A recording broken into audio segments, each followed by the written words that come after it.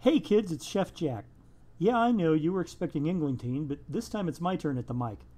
I'm here with another edition of Marvel Comics vs. DC Comics. Now, the rules are simple. Between the two of us, we read and review every issue released by Marvel or DC for this particular week. Then we give them a rating. 1 star is horrible, 2 stars is bad, 3 stars is average, 4 stars is good, and 5 stars is excellent. After that, we average out the scores, and whichever company has the highest average score is the best publisher for that particular week. So, without further ado, let's get started. The 1-star books, the irredeemable, the awful, the absolutely horrendous run from them. Deadpool kills the Marvel Universe, again, number 1. Is anyone else getting as tired of Deadpool as I am? I mean, don't get me wrong, I love the movie. I thought Ryan Reynolds was brilliant. But you know, outside of the recent Deadpool Punisher miniseries, he just hasn't been any good at all in the comics. He's actually been pretty damn tiring. And I mean that. Exhausting. Having to slog through the unfunny, unexciting, and to be honest, utterly stupid crap is migraine-inducing. This issue doesn't change that at all. The entire thing is just an excuse for having Deadpool murder various Marvel characters in a trite and unoriginal way. And don't get me wrong, Deadpool's good against mooks and all, but how the heck can he kill people who have so much more power and ability than he does? The entire concept is stupid, so unless you're into stupid, just stay away from it. Spider-Man Deadpool number 19. The plot in this issue is so thin you can see through it. Budding crime lord Valeria Colon manipulates Spider-Man and Deadpool into retrieving photo negatives that reveal the circumstances of her husband's death, and then stuff happens. Seriously, that's the best description I can come up with. There are useless fights, on top of useless fights, and then there's some useless tirades. Deadpool's not funny, Spider-Man isn't acting anything like Spider-Man is supposed to act, and then you throw in Slapstick, Marvel's most idiotic villain ever.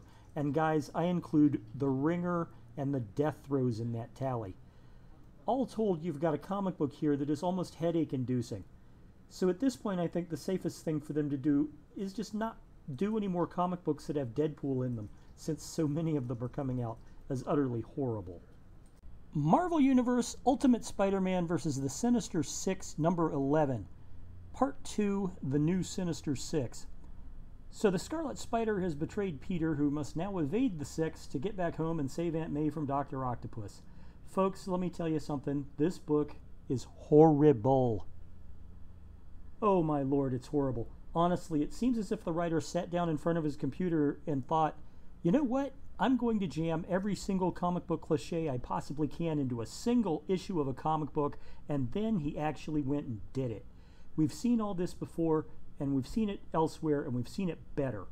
From the sophomoric dialogue that reads as if it was written by a fan fiction author, to the utterly generic art from that guy who does the Can You Draw Pedro matchbook covers. Just thank us for reading this piece of rubbish, because that way you don't have to. Shade the Changing Girl, number 10. Well, that happened. After a slightly enjoyable issue last time, this time the creative team, and I use the word creative loosely, is back in form in an issue that is, in a word, utterly incomprehensible. Yes, I know that's 2 words, don't give me hassle about it. It's not that you can't tell what's going on. Shade visits the Trinity test site where the U.S. Army detonated the first atomic bomb. She visits Honey's house. The meta team tracks her down. There's even a fight, and you know what? Shade actually kicks some ass in this issue. But why is all this happening? I don't know. I don't have the first freaking clue. Nothing makes sense in this issue. In fact, nothing makes sense in this entire title. And to top it all off, the art is just so horrible that even the art isn't a redeeming feature. You know, skip this issue, folks. In fact, just skip the entire series. The 2-star books are merely bad. There might be some saving grace that keeps them from being truly horrible.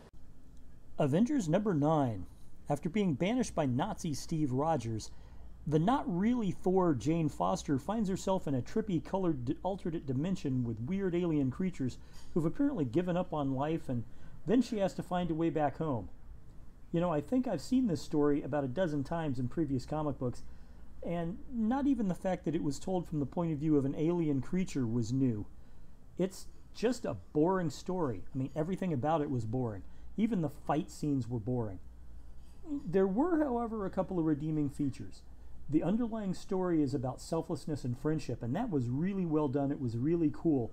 And to be honest, I thought the art was just amazing. It's surreal and colorful and bright, and it looked really great. But other than that, there just wasn't enough here to make this issue worth reading. Spider-Man: The Master Plan #1. Spider-Man's plan for the day is interrupted when he has to deal with a sudden crime spree caused by one of his old classic villains, the Crime Master. This story was a throwback to the early days of Spider-Man when he was fighting crooks who were basically jumped-up street thugs and not solving world-scale problems as a member of the Avengers. You know, it's really fun to see Peter Parker do the friendly neighborhood Spider-Man thing again, especially now when the primary Spider-Man story is all about globe-trotting, let's pretend he's Tony Stark adventures. But the truth is, there's not a whole lot of here. The plot is so paper-thin you can see through it. The characterization is missing completely, and to tell the truth, it seems more reliant on us already knowing who Peter Parker is. The action's choppy, and all around, the issue's just lacking. I mean, it's a good try, but they should have put more effort into it. The Unstoppable Wasp #7. I've got to say, this is becoming the continuing adventures of one of Marvel's most utterly unlikable characters. So, after the events of last issue, Ying is in the hospital and Nadia Pym is completely freaking out. But luckily for everyone around her, Matt Murdock has the presence of mind to call Janet Van Dyne to help calm Nadia down. I say luckily for everyone, because Nadia apparently thinks it's perfectly okay to break the arms of EMTs and threaten doctors and nurses who aren't answering her questions fast enough. She even tries to barge into an operating room while surgery is going on. Now, don't get me wrong, there are some bright spots in this comic, and they all revolve around Janet Van Dyne, which is sad seeing how she is not the heroine of this comic book. The heroine, on the other hand, is consistently portrayed as an immature bully, and that's just not right for a superhero comic. Justice League 24, Fury, by Dan Abnett and Ian Churchill. I gotta say, this is the exact type of comic book that I really hate. It's when DC Comics takes some character and decides to pimp them out by throwing them up against a complete badass. And of course, the pimped out character walks all over the complete badass just to see how even more of a badass they are. DC has a bad habit of doing this kind of thing. They did it with Deathstroke, and now they're doing it with Mera, the wife of Aquaman. Sure, they're adding her to the League, and they need to convince everybody that this relatively unknown character is actually competent enough to stand with the Justice League, but not by having them kick the Justice League's ass. It's you know, whatever, dude. The 3-star books. Now, these are the ones that are average. They didn't elicit a response from us, good or bad. Cyborg #14, Part 1 of Singularity Aftermath. So Anomaly has flipped the switch on his Doomsday device, and Cyborg and his allies have found themselves trapped in a weird alternate reality dominated by a technovirus that subsumes all human life into itself. You know, far too often this issue relied on the "I am feeling angry, I am feeling hungry, the villain is doing this to me" styled narration, where, you know, it's all tell and no show. The action was strictly ho-hum, but, you know, otherwise it just wasn't all that bad. So, you know, in a nutshell, while not very original, it turned out to be okay, but only okay. The last panel makes me look forward to this next issue. Let's just say that it's been a while since the Metal Men felt menacing. Hawkeye #8, Person of Interest. This issue weaves two competing storylines together. In the first, Kate Bishop returns from confronting her father, and it turns out he's taken that last step past the line and gone full-on supervillain, with powers and everything. In the second, Kate helps a young woman find her missing father, who's caught up in an underground fight club, and of course, the club itself is just a cover for something deeper. Both stories were just interesting enough to keep me reading, but they weren't interested enough to make me care if I ever read the next issue. Also, I do wish they'd cut out the entire "she's the real Hawkeye" thing. I mean, yeah, we get it. They want us to forget that Clint Barton ever existed and to put all our fanish devotion into Kate Bishop, but sorry, that's not going to happen. Overall, this book wasn't bad, but you know, there's not a lot to recommend it. Jessica Jones #10. Jessica Jones decides that enough is enough when her investigation into who put a contract out on Maria Hill reveals that it was Maria herself who is offering the reward for her own murder. I'll be honest, I was not overly impressed with this issue. At a point in the story where most writers would be revealing the truth behind a plot bit by bit, all they used in this one is just more obfuscation. And for Englentine, obfuscation means keeping it muddled. Anyway, the issue's dialogue heavy, but the dialogue doesn't actually go anywhere but a big circle that leads you right back to where you started. The attack by the hobgoblin feels like it was put in place using a sledgehammer and a crowbar, and the confrontation at the end just comes out of random. Don't get me wrong, it's not a bad book by any means, but compared to the previous issues, which were excellent, this one is just a huge disappointment. Star Wars Rogue One number 4. This is the continuing adaptation of the absolute best Star Wars movie ever made since The Empire Strikes Back. I gotta tell you, the story on this is well done, the dialogue is well done, the plot is good, the pacing is good, the art might be the weakest link. But all that said, the problem comes not from it not being good or bad, the problem comes from the fact that it's all from the movie. The story is exactly right out of the movie. The pacing is right out of the movie. The dialogue is right out of the movie. Everything is right out of the movie. There is literally nothing new in this story because it's like they're lifting it directly and printing it on paper. So there's not a lot to recommend here. There's nothing to hate about it, but it's just, you know, it's neither good nor bad. So read it if you want. X-Men Gold number 7. In this issue, the X-Men story finally catches up to the rest of the Marvel Universe when the Dark Force prison around Manhattan finally happens in this series. This issue is filler. Now, it tries desperately not to be filler, but it's still filler. And it tries that by having things happen, but everything that happens is bland in a way that you cannot get excited. Colossus is having problems with his powers. Again. Rachel and Nightcrawler smooch a little. Big deal. Demons invade. Badly. And a serial killer starts targeting the mutant children the X-Men are protecting. But so what? They don't kill anybody that we know. You'd think that this would make an exciting issue, but it just comes across as boring and overstuffed. There's too much going on all at once, and it's not done well at all. Now, it doesn't suck, but it's not very good. All the storylines show promise, though, so maybe they'll pick one and run with it. It has to get better than this. This is just too bland. The 4-star books. Now we're getting to the good stuff, the stuff we can actually recommend. Daredevil 23, Part 3 of the Supreme storyline. Matt Murdock continues his quest to get the testimony of masked superheroes admitted into court without those heroes having to give up their secret identities, assuming they have one, of course. While he consults Jennifer Walters, who's considered the foremost expert on metahuman law in the world, the Kingpin's plan to stop Murdock, both legally and illegally, is put into the works. While not as great as the previous couple of issues, Daredevil number 23 was still pretty good, especially if you're a fan of legal dramas. The action scenes involving Tombstone might not have seemed necessary at first, but you know, it does bring to light the fact that Wilson Fisk operates on many levels at once. If his lawyers can't stop Murdock, his hitmen will. I eagerly look forward to the next issue of this story, as it just continues to bring me to the edge of the seat. Of course, I am a fan of legal dramas, but you know what? There's nothing wrong with a good legal drama. Ever After number 11, Part 4 of the Unsentimental Education. While the previous issues in this story detailed what was going on inside Plano High School, this issue deals with how the Shadow Player organization is investigating from the outside.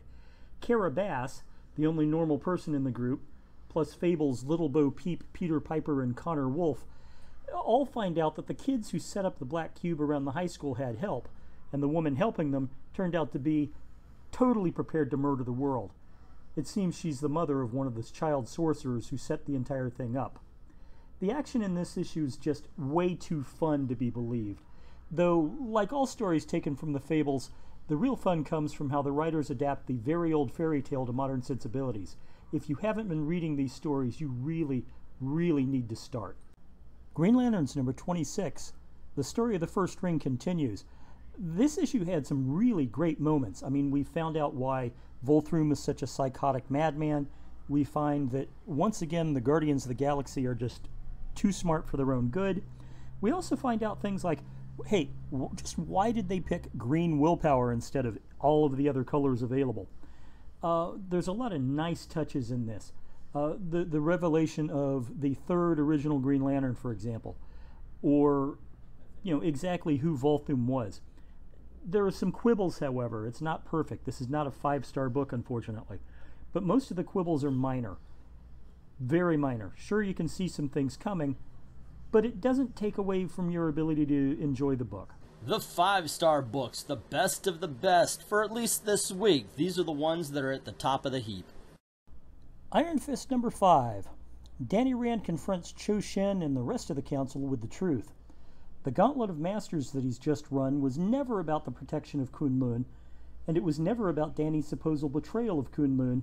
It was always about jealousy. It was always about the pursuit of personal power. And it was always about the racist belief that no white man should ever wield the Iron Fist. And you know what? This story was perfectly predictable. I saw it coming 2 issues ago, but it was so well done it didn't matter.